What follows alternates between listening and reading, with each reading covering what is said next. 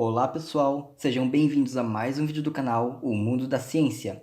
Hoje, no meio dessa pandemia, vamos explorar o poder das funções exponenciais e o porquê doenças virais, como a Covid-19, se espalham tão rapidamente. Primeiro, suponha que façamos um acordo. Eu pego um tabuleiro de xadrez e te proponho o seguinte esquema. No primeiro dia, você colocará duas moedas de R$ 1 na primeira posição do tabuleiro.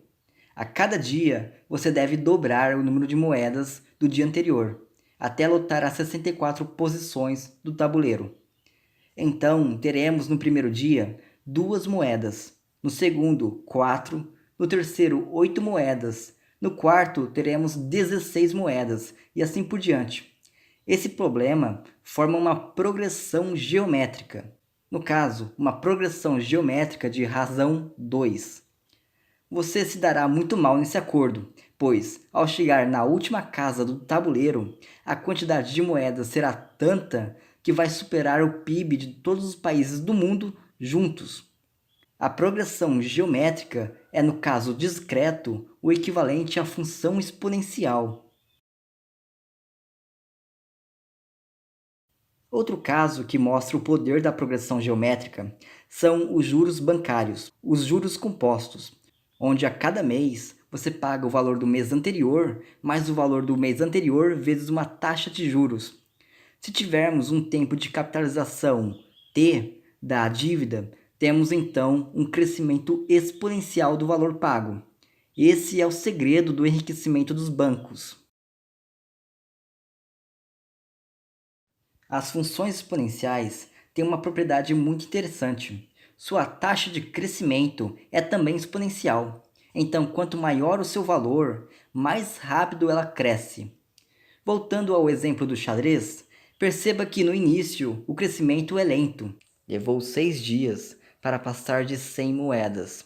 Depois levou mais 3 dias para passar de 1000 moedas. E depois levou apenas um dia para crescer mais 1000 moedas e chegar a 2000 moedas.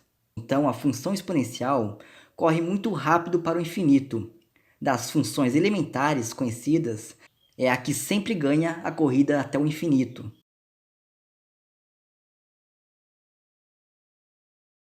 O espalhamento viral também ocorre da mesma forma. Vamos supor que uma pessoa com coronavírus infecte cerca de 3 pessoas num período de interação ΔT. Começamos então com um infectado. Após um período ΔT, teremos mais 3 infectados, depois mais 9 infectados, depois mais 27 e assim por diante. Esse é o efeito de apenas uma pessoa. Temos então um crescimento exponencial de casos, como mostra o gráfico de infectados no Brasil até o dia 10 de abril de 2020. É por isso que esse vírus é tão preocupante e, ao contrário de outros vírus, como o da gripe, de mortalidade bem menor e com menos potencial de contágio, já que muitos já têm defesas contra o influenza. No caso do corona, todas as pessoas estão suscetíveis a pegar, e é um vírus que com certeza infectaria toda a população mundial em menos de 6 meses se não houvesse controle. Mas por sorte, aparentemente quem pega o vírus não o pega novamente, é o que indica alguns estudos. Então, quanto maior o número de infectados, mais dificuldade o vírus terá para circular, até chegar a um pico de contágio e depois a curva começar a cair, se aproximando de um modelo SEER. A curva de contágio começa exponencial, aumentando rapidamente até desacelerar e começar a cair. O que não significa que devemos encerrar o isolamento e esperar que o vírus contamine 80% da população. Não há sistema de saúde que suporta tão elevado número de pacientes. Então devemos manter o isolamento, um forte isolamento, diminuir a disseminação do vírus, retardando assim o contágio. Assim como no pagamento de dívidas, o que determina o quanto cada parcela vai crescer é a taxa de juros, no caso do vírus, diminuímos o pico de contágio, diminuindo sua taxa de disseminação. Então, fiquem em casa.